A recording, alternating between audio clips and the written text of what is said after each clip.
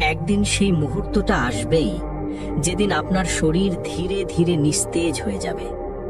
জিহ্বা কথা বলতে চাইবে কিন্তু পারবে না, চোখ স্থির, বুক ধুক ধুক করে, তারপর হঠাৎ থেমে যাবে। পায়ের দিক থেকে একটা ঠান্ডা উঠে আসে। এটা সাধারণ ঠান্ডা না, এটা সেই সংকেত আত্মা দেহ ছেড়ে উঠতে শুরু করেছে। ঠিক সেই দুর্বল মুহূর্তে হাজির হয় ইবলিস, শেষবারের মতো। সে এবার চায় আপনার ঈমান। সে সামনে এগিয়ে আসে এক মুঠো পানি নিয়ে। সে চোখে চোখ রেখে বলে, একটু পানি নাও, শুধু একটা শর্ত। শর্তটা শুনলেই বুক কেঁপে উঠবে, ঈমানটা দাও। ঠিক তখনই সে আপনার সামনে এনে দাঁড় করায় একটা পরিচিত মুখ, মা, বাবা অথবা এমন কেউ যাকে আপনি না মানতে পারবেন না। সেই মুখ কাঁদতে কাঁদতে বলবে, আমার কথা শোনো, এ পথটা ঠিক না, অন্য পথে এসো। এটাই ইবলিসের শেষ চাল। শেষ মুহূর্তে মানুষকে সন্দেহে ফেলে ভুল সিদ্ধান্তে ঠেলে দেয়, কারণ সে জানে এই মুহূর্ত পার হয়ে গেলে আর সুযোগ নেই। কিন্তু এখানেই মুমিন আর গাফেল মানুষের পার্থক্য শুরু হয়। যে মানুষটা সারা জীবন ঈমানকে শক্ত করে ধরেছে, নামাজ, তাওবা, আল্লাহর স্মরণ এসব যার ভেতরে অভ্যাস হয়ে গেছে, তার মুখ থেকে এই কঠিন মুহূর্তেও বেরিয়ে আসে সত্য কথা, আমার রব আল্লাহ, আমার দ্বীন ইসলাম, আমার নবী মুহাম্মদ সাল্লাল্লাহু আলাইহি ওয়াসাল্লাম। আর যে মানুষটা সারা জীবন সন্দেহে থেকেছে, গাফিলতিতে থেকেছে, তাওবা পিছিয়েছে, নামাজ হালকা করে দেখেছে, সে ঠিক এই শেষ মুহূর্তে কাঁপতে কাঁপতে আটকে যায়। চোখে ভয়, ভেতরে অন্ধকার। ইবলিসের কথাই তার কাছে সহজ মনে হতে থাকে। আর তখনই ঘরটা বদলে যায়। হঠাৎ আপনি অনুভব করবেন আরেকটা উপস্থিতি। ইবলিসের ফিসফিস থেমে যায়, কারণ এবার আসছেন তারা যাদের সামনে কোনো দর কষাকষি চলে না, মৃত্যুর ফেরেশতা। ইবলিস তখন আর কথা বলে না, কারণ আপনার ঘরে এমন এক উপস্থিতি নেমে আসে যার সামনে শয়তানেরও সাহস থাকে না। আর আপনি অনুভব করেন সময় শেষ, সিদ্ধান্ত লেখা হয়ে গেছে। এবার আসে সেই মুহূর্ত যখন মৃত্যুর ফেরেশতা কাছে আসে, আর তার সাথে থাকে আরো ফেরেশতা যাদের মুখে থাকে একটাই বার্তা, কিন্তু সেটা কার জন্য কেমন হবে তা নির্ভর করে আপনার জীবনের ওপর। যদি আপনি মুমিন হন, ঘরে আলো ছড়িয়ে পড়ে, অদ্ভুত এক প্রশান্তি। ফেরেশতারা কাছে এসে কোমল কণ্ঠে বলে, হে পবিত্র আত্মা, বের হয়ে এসো তোমার রবের রহমতের দিকে। তুমি সন্তুষ্ট, তোমার রবও তোমার প্রতি সন্তুষ্ট। আপনার ভয় কমতে থাকে। আত্মা দেহ থেকে বের হয় সহজে, যেন কলস থেকে পানি ঢেলে দেওয়া হচ্ছে। তারপর সেই আত্মাকে সাদা রেশমের মতো কাফনের ভেতর মুড়ে দেওয়া হয়। তাতে থাকে জান্নাতের সুগন্ধ, এমন ঘ্রাণ দুনিয়ার কোনো সুগন্ধ তার কাছে কিছুই না। আর যদি ঈমান ছাড়া বিদায় হয়, তখন দৃশ্যটা উল্টো। ফেরেশতারা কঠিন কণ্ঠে বলে, হে নাপাক আত্মা, বের হয়ে এসো শাস্তির দিকে। আর তখন আত্মা বের হয় ভয়ঙ্কর ভাবে, যেন কাঁটাযুক্ত ডাল ভেজা পশমের ভেতর থেকে টেনে বের করা হচ্ছে। রগ শিরা ছিঁড়ে যায়, ভেতরটা মোচড় দেয়, শরীর কেঁপে ওঠে। তারপর সেই আত্মাকে রাখা হয় এক রুক্ষ পুটলিতে, আর সেখান থেকে বের হয় এমন দুর্গন্ধ যা পৃথিবীর সবচেয়ে পচা মৃতদেহের গন্ধ থেকেও বেশি ভয়ঙ্কর। ফেরেশতারা আত্মাকে নিয়ে ওঠে আসমানের দিকে, আর যেখানেই যায় অন্য ফেরেশতারা জিজ্ঞেস করে, এই নোংরা আত্মা কার? নাম ধরে বলা হয়, যে নামে সে দুনিয়ায় পরিচিত ছিল, আর লজ্জা আরো বাড়ে। তারপর পৌঁছে যায় প্রথম আসমানের দরজায়। দরজা খোলার অনুমতি চাওয়া হয়, কিন্তু দরজা খোলে না, কারণ যে আত্মা দুনিয়ায় আল্লাহর নিদর্শন অস্বীকার করেছে, অহংকার করেছে, তার জন্য আসমানের দরজা বন্ধ। অর্থাৎ বার্তা একটাই, এখানে তোমার জায়গা নেই। তারপর আসে সেই ভয়ঙ্কর আদেশ, তার আমলনামা লিখে দাও সিজ্জিনে। সিজ্জিন সবচেয়ে নিচের অন্ধকারতম স্থানে, অপদার্থদের তালিকা। আর এরপর ঘটে এমন কিছু যা শুনলেই বুক ঠান্ডা হয়ে যায়। ফেরেশতারা আত্মাকে আসমান থেকে নিচে ফেলে দেয়, যেন কেউ উপর থেকে ছিটকে পড়ছে। কিন্তু এখানে পড়ে যাওয়ার মানে শুধু পতন না, এটা হলো রহমত থেকে বিচ্ছিন্ন হয়ে যাওয়া। অন্যদিকে যদি আত্মা মুমিনের হয়, চিত্রটা সম্পূর্ণ উল্টো। তার জন্য শুধু এক আকাশ নয়, একের পর এক সব দরজা খুলে যায়। ফেরেশতারা বলেন, এ কি সুন্দর আত্মা, তার নাম উচ্চারণ হয় দুনিয়ার সেই উত্তম নামে যে নামে তাকে ডাকা হতো। আর 7 আসমান পেরিয়ে তার আমলনামা লেখা হয় নেককারদের তালিকায়। তারপর আসে সেই আদেশ যেটা শুনলেই গায়ে কাঁটা দেয়। আমার বান্দাকে পৃথিবীতে ফিরিয়ে দাও। আমি তাকে মাটি থেকে সৃষ্টি করেছি, মাটিতেই ফিরিয়ে দেব, আর সেখান থেকেই আবার উঠিয়ে আনব। ফিরিয়ে দাও মানে আপনার আত্মা এখন দেখছে আপনার দেহকে ঘিরে মানুষের ভিড়, জানাজার প্রস্তুতি, আর আপনার দেহ ধীরে ধীরে যাচ্ছে কবরের দিকে। আপনার দেহ এখন কাফনে মোড়া, সাদা, সেলাইহীন, কোনো পরিচয় নেই, কোনো অহংকার নেই। যে মানুষটা একসময় পোশাক বেছে সময় কাটাতো, আজ তার গায়ে শুধু এক টুকরো কাপড়, শেষ পোশাক।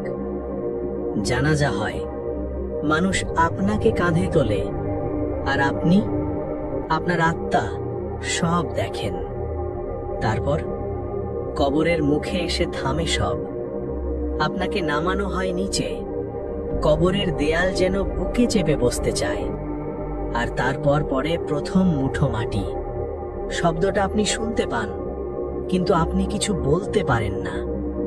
একটার পর একটা মুঠো, আর ধীরে ধীরে ওপরে আলো বন্ধ হয়ে যায়।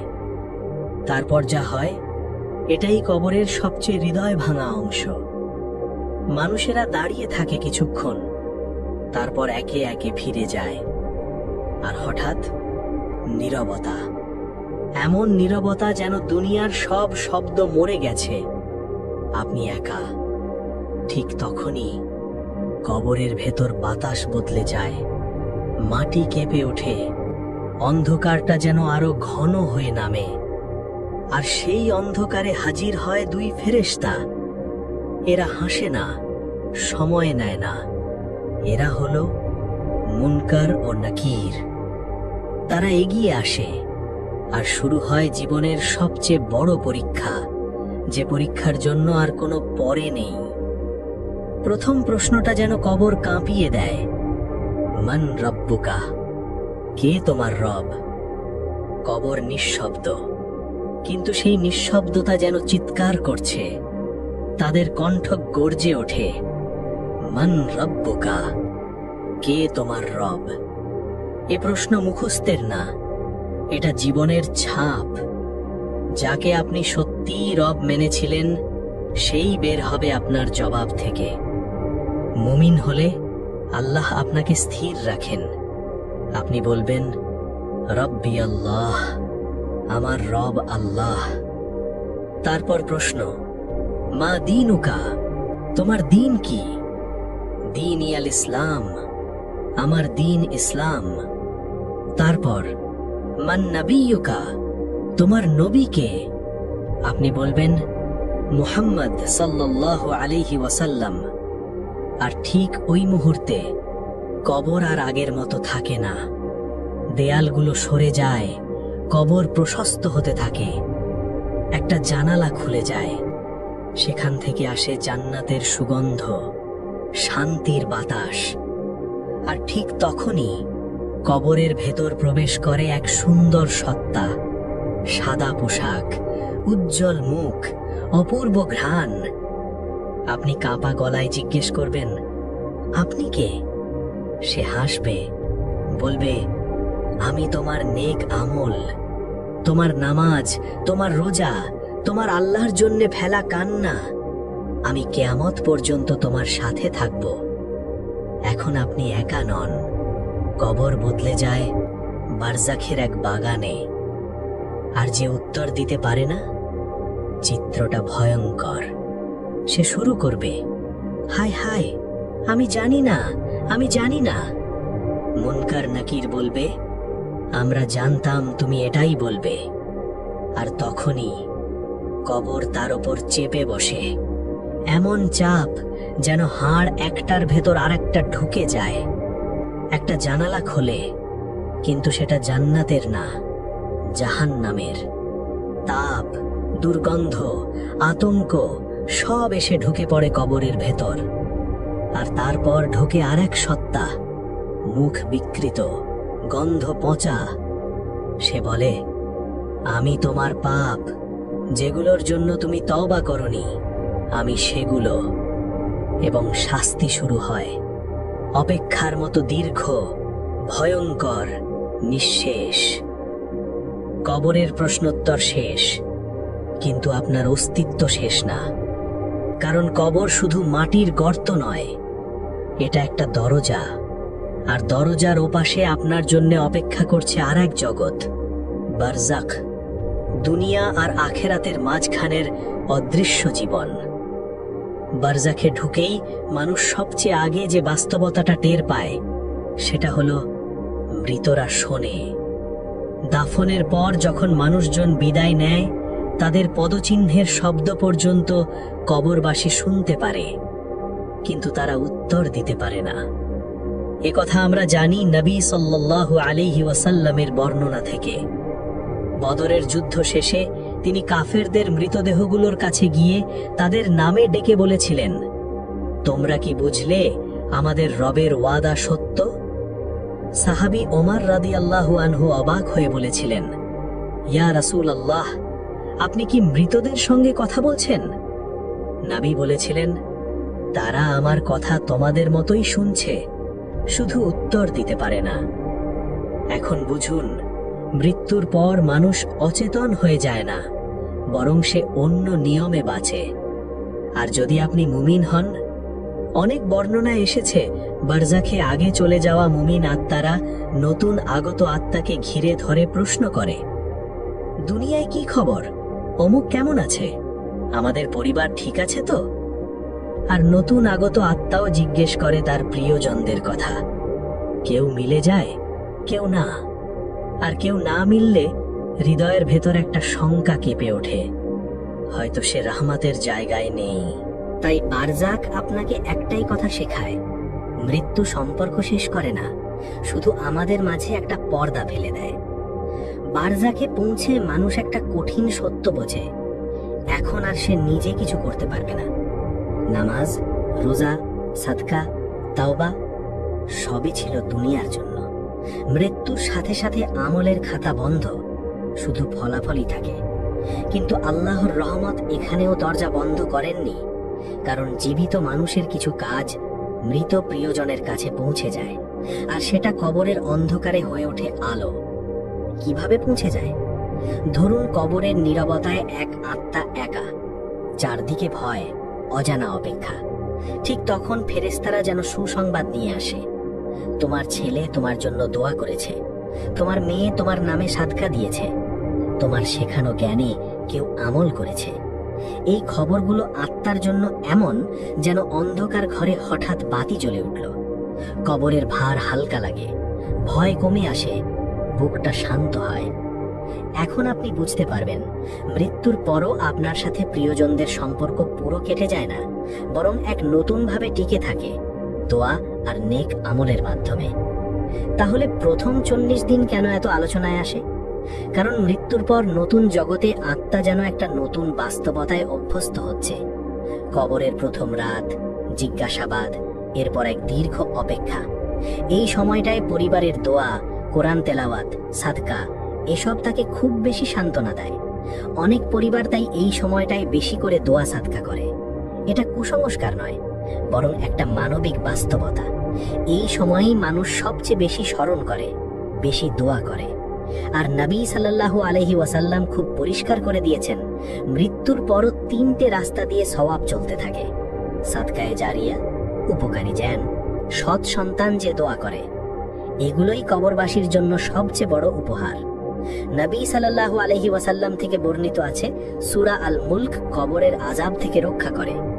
ভাবুন, যে মানুষটা দুনিয়ায় নিয়ম করে এই সূরা পড়ত, আজ কবরের ভেতর সে একা নয়, তার পাশে আছে এক অদৃশ্য পাহারা, একটা ঢাল যা তাকে আযাবের ধাক্কা থেকে বাঁচায়।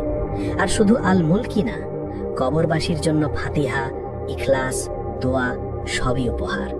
কারণ কবরের ভেতর থেকে কেউ বেরিয়ে এসে আর বলতে পারে না, আল্লাহ আরেকটা সুযোগ দাও, আমি এবার ঠিক হয়ে যাব। মৃত মা বাবা, প্রিয় মানুষ, তারা আপনার দোয়া পেলে খুশি হয়, যেন কবরের অন্ধকারে কেউ এসে বলে, তোমাকে তোমার সন্তান ভুলে যায়নি। তার সামনে পর্দা উঠতে থাকে একটার পর একটা। প্রথমে তাকে দেখানো হয় যে জান্নাতটা তার হতে পারত, যে শান্তি, যে ঘর, যে রহমত, যার জন্য সে তৈরি ছিল কিন্তু বেছে নেয়নি। আর এই হারানোর দৃশ্যটাই অনেকের জন্য সবচেয়ে বড় আগুন, কারণ তখন তার বুক ফেটে যায় এই বোধে, আমি কত বড় ভুল করলাম। তারপর আরেকটা পর্দা ওঠে। সে দেখে দুনিয়ায় তার সম্পদ ভাগ হয়ে গেছে। যে টাকার জন্য সে হারাম হালাল ভুলে গিয়েছিল, আজ অন্যরা সেটাই খাচ্ছে, উপভোগ করছে। আর সে একা, শুধু হিসাবের অপেক্ষায়। এখানেই কবর তাকে মনে করিয়ে দেয়, জাকাত না দেওয়া, সাদকা ফিরিয়ে দেওয়া, তাওবা পিছানো এসব ছোট ব্যাপার ছিল না। তাই এখনই সময়, নামাজকে হালকা ভাববেন না, কারো হক মেরে রাখবেন না, তাওবা কাল করবেন না। কারো সাথে কথা বাকি থাকলে আজই মিটিয়ে ফেলুন, কারো হৃদয় ভেঙে থাকলে আজই জোড়া লাগান। কারণ একদিন আপনারও কবরের ভেতর এমন একটা মুহূর্ত আসবে যখন আপনি চাইবেন শুধু 2টি রাকাত নামাজ, কিন্তু পারবেন না। দোয়া, হে আল্লাহ, আমাদের শেষ কথা করুন লা ইলাহা ইল্লাল্লাহ। আমাদের কবরকে করুন জান্নাতের বাগান। আমাদের তাওবাকে কবুল করুন আর ঈমানের উপর মৃত্যু দিন। আমিন। ভিডিওটি ভালো লাগলে একটি লাইক দিয়ে আপনার মূল্যবান মতামত কমেন্টে জানান। ইসলামের এই বার্তা অন্যদের কাছে পৌঁছে দিতে শেয়ার করুন। আর এমন আরো উপকারী ইসলামিক ভিডিও পেতে আমাদের চ্যানেলটি সাবস্ক্রাইব করে সাথে থাকুন।